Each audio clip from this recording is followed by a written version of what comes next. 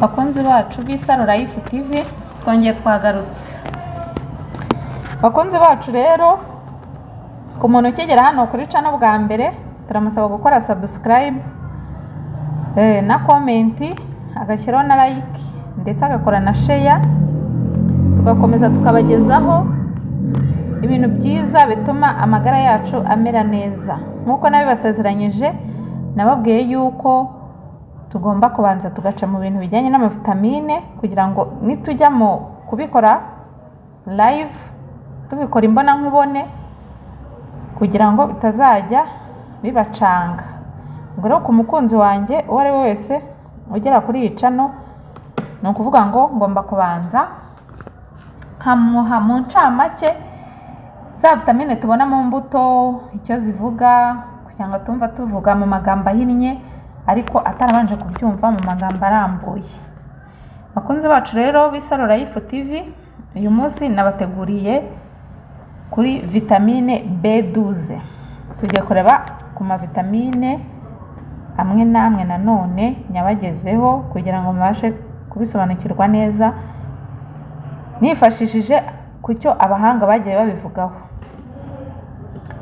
Vitamine B12 rero nayo iri mu bwoko bwa vitamine B, usibye izo nyuguti zigenda zitandukanya B12, B uko nyine tugenda tubibagezaho muzabibona.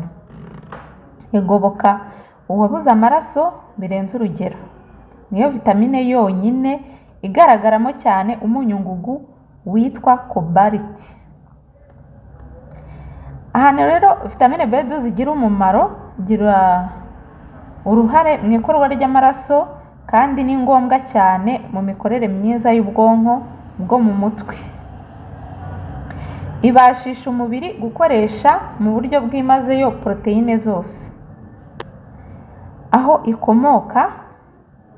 ikomoka mu rusukume ruba mu mara y'umuntu n'ay'inyamaswa, kuko ayo mara ayikora mu bwinshi nk'uko hakorerwamo na vitamine K.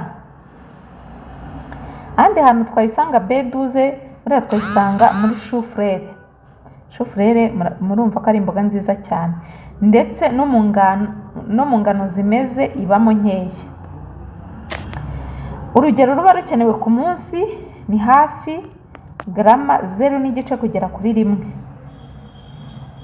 Grama imwe ingana na miligrama 0.001.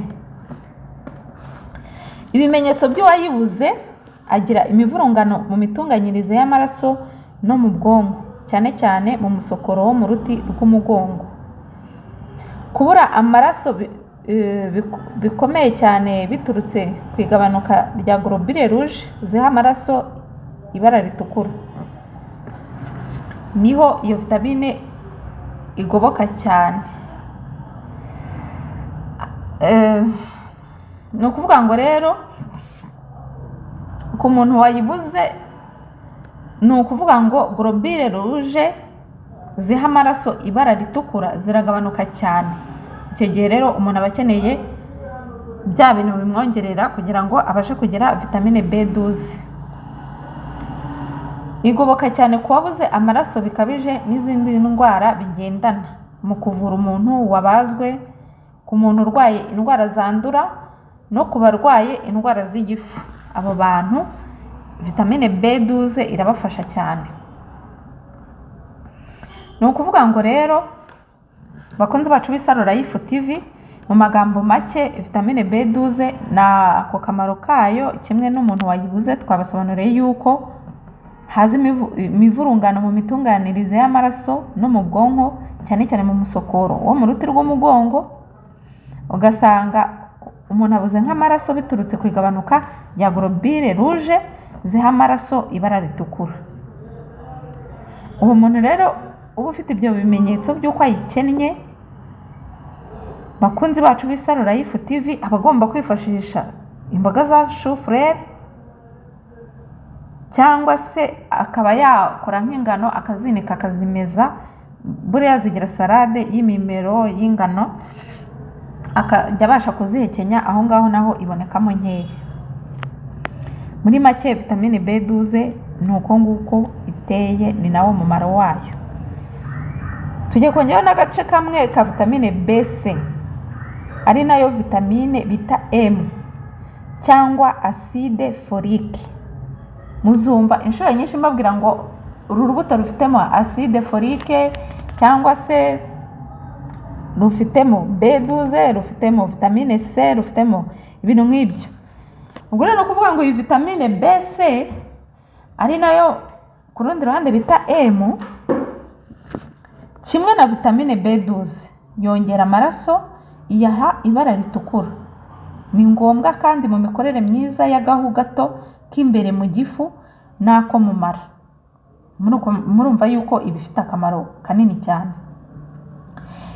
Iyi vitamine rero ya M cyangwa se acide folique iboneka mu mata, imboga z'ibara ryijimye, amashu y'indabyo, bigaruka kuri chou-fleur no muri epinari. Urugero ruba rukenewe ku munsi ni 0,1 kugera kuri 0,2. Icyo gihe iyo wayibonye muri ibyo bintu, urugero ruba rukenewe ni urwo ngurwo. Noneho iyi vitamine M ku muntu uba wayibuze, cyangwa se nko ku muntu uba ufite igikuriro uhereye nko ku bana, usanga adakura neza cyangwa se akagira ikibazo cyo kubura amaraso. Ni kimwe no kuri vitamine B12, ni ukuvuga ngo igoboka kuri abo bantu bafite ibyo bibazo bigendanye n'iki kintu tumaze kubona cyo kudakura neza no kubura amaraso. Muri make ako gace ka vitamine M cyangwa se acide folique ni uwo mumaro wayo.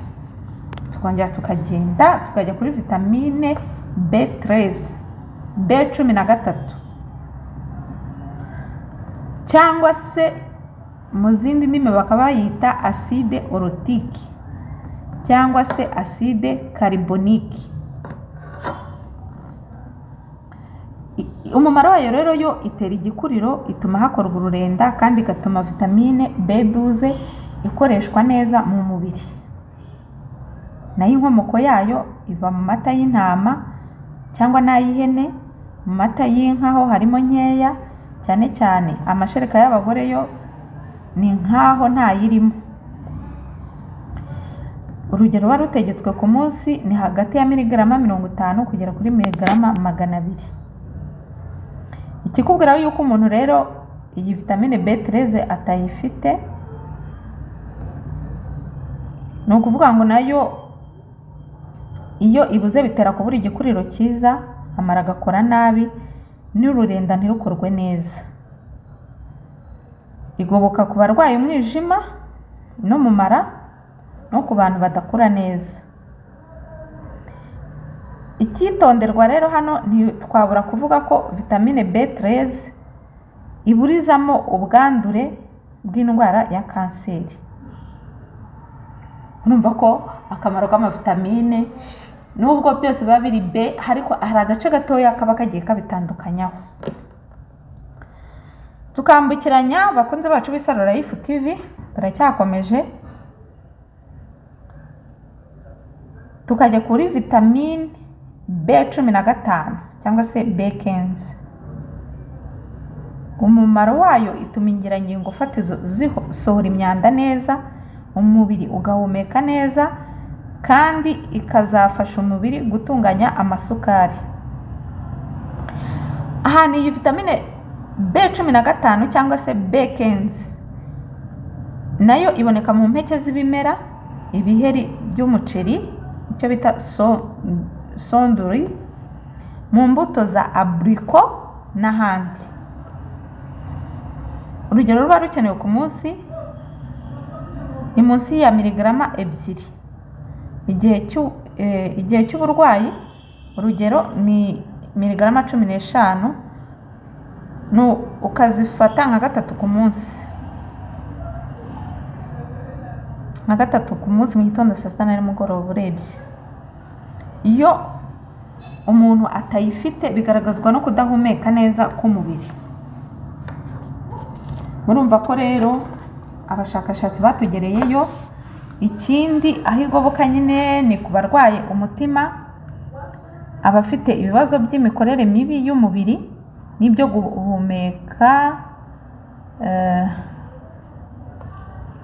guhumeka neza kw'inyama y'umutima, no ku barwaye za rubagimpande. Abo bantu baba bayikeneye. Bakunzi bacu rero b'Isaro Life TV, murumva ko ku bijyanye n'amavitamine, byibuze umuntu akurikiranye ikiganiro cyacu akakirangiza, hari ubumenyi aba abasha gukuramo bigatuma akomeza kugubwa neza. Bakunzi rero bacu b'Isaro Life TV, uyu munsi nibyo nari nabateguriyeho. Wumva bimeze neza yabishayaringa abandi, agakora like, agashyiraho na comment, ibyo tumva tukaba twabimushakishiriza tukamusobanurira. Hanyuma mugakora na subscribe abatarayikora. Turabakunda kandi turabashimira abakomeza kudukurikirana, nimwe mutuma twongera tugashakisha ibyo tubagezaho. Murakoze, naho ubutaha.